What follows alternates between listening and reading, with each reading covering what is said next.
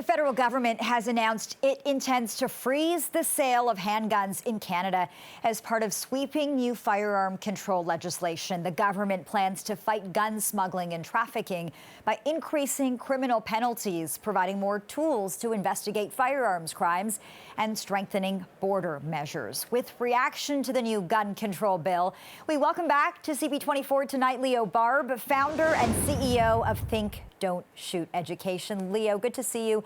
Thanks so much for joining us. Thank you, Lena, for having me today. I know you'll have a lot to say about this. You know, as the intense gun control debate continues in America, we're having some pretty important discussions in this country as well. And in just a few months, it could be illegal to buy, sell, or transfer handguns anywhere in Canada. I want to ask you if you think the federal government is going about this the right way.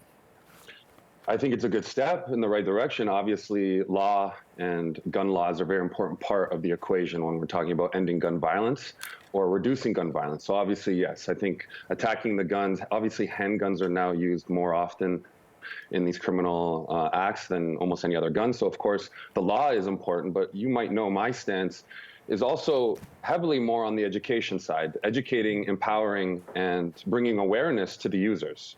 I think that's one area that we need to also be giving more attention to. And when you talk about education and awareness, what does that look like across the country? What would you have wanted to hear from the feds on that front?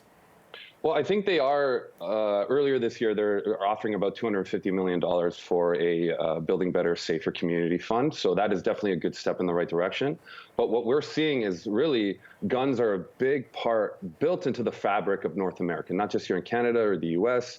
It's part of society, culture, whether that's music, whether that's, the amendment, the right to bear arms. So it's definitely a big part of the equation when we're talking about law. But when we're talking about the user, right? Now, guns aren't really going anywhere. They're a big part of our society. So what we need to do is now provide education, support, guidance, awareness, not only as outside programs or, after school programs. Those are great starts. But what we need to do is now intrinsically build this into the curriculum. We need students to be understanding about their emotions and how emotions are driving them to make certain choices. What we're seeing, a lot of these youth or these criminals using these handguns in these criminal acts are based on emotion. They're making choices that their emotions are now driving them towards fear, anger, loss, confusion, are driving them to make choices that they don't quite understand. And when talking and working with police, and big shout out to the Neighborhood Community Officer Program, what they're seeing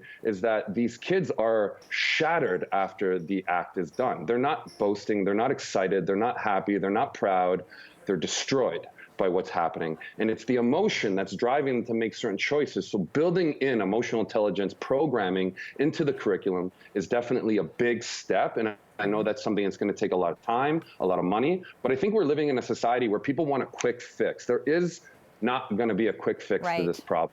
It's definitely something that we have to get ready for the long haul, build in the programs, build in the curriculum alongside the fight against the gun laws, which is a big part as well. Yeah, I think it's so important that you talk about the education piece, because that is key, especially when it comes to our young people, right? And you've talked about that at great length.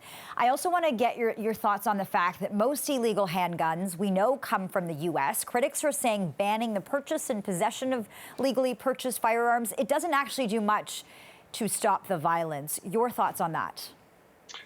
Yeah, they're going to find another way. There's always another way. And that's something that we have to understand, right, is that, guns are a big part of our society. So there's always going to be another way to access those guns. And like I said, on the government side, on the law side, these are big steps. And I applaud the government for doing that. And I think these are steps in the right direction.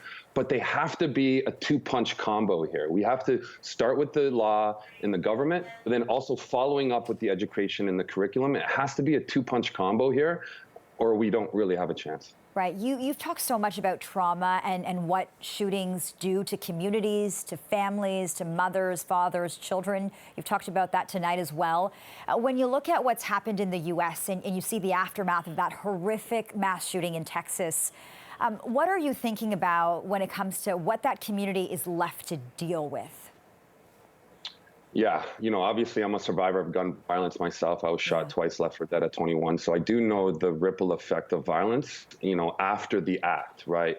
A lot of people think like, okay, the shooting is terrible, and it is. There's no moving around that. But what happens, the biggest part is what happens after the shooting, what happens after the cameras are not rolling, after the media is no longer giving attention to these families in this community. That's where the real work and trauma and pain will begin, right? You know, when the president is coming to your house and talking about support, when the news and the media is knocking on your door 24/7, you almost don't have time to think about what really went down. So when all that media attention now starts to subside, those families are going to be bearing with the reality of their children not coming home anymore. And the reality of that is going to sink in pretty hard. So there needs to be support built in to all of these laws and built in all these funds and all this new funding and spending. It has to be built in, which is the emotional PTSD trauma side of all this. It needs to be part of that, because what happens is a lot of people that it's similar to a bully, right? A bully bullies you because they were once bullied. You know, a lot of these individuals getting into gangs and getting into crime are once individuals that were hit with trauma themselves.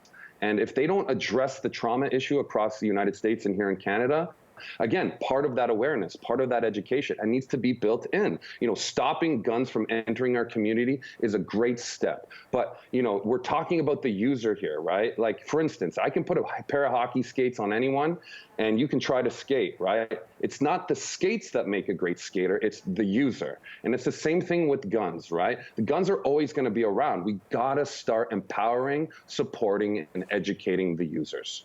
I want to ask you then, if you're talking about, you know, having those powerful discussions with our youth, what you've found as you travel across the country and you talk to young people and you talk to the users or the people, you want to empower them to make the right decisions. What do you hear then? Pain, fear, anger. That's what we hear. Sadness. We hear these emotions. And those emotions are driving these young people to make choices that they don't quite understand the ripple effect of those choices, right?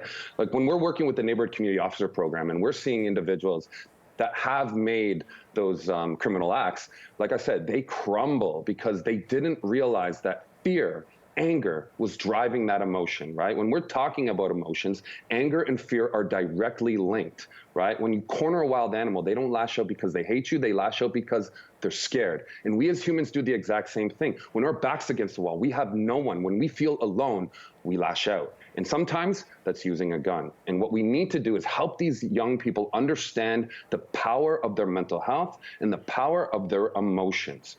You know, emotions are, again, driving these decisions. And if we can get in there and help youth, like, for instance, we're doing programs talking about emotional intelligence and the amount of kids that don't realize that anger and fear are directly connected. So when they're lashing out in anger, it's not anger that's really there, it's fear. What are you scared of? What's driving that anger? Again, it's going to be fear.